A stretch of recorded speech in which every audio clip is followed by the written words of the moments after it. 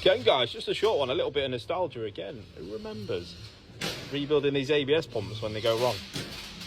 You know the fault code, you get the lights on the dash, the handbrake warning light, everything like that. And then control unit packs up, and you've got to split them apart and rebuild them. So that's what I'm going to do today on this.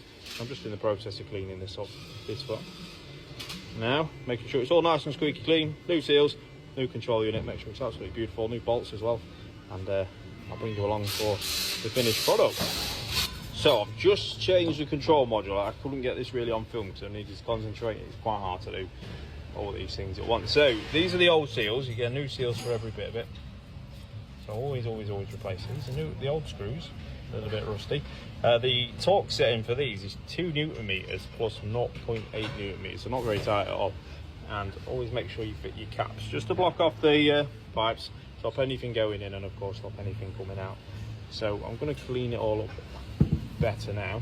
And there's a new part. So the pump is just about ready to go on. Like I say, I'm going to clean it up, make it nice and cold, and then it's to coding it on the car, and then of course bleeding it up as a process as well. So there we are, guys. That's just a shortened version of replacing the control module on a Mark 6 Golf ABS. Thank you very much.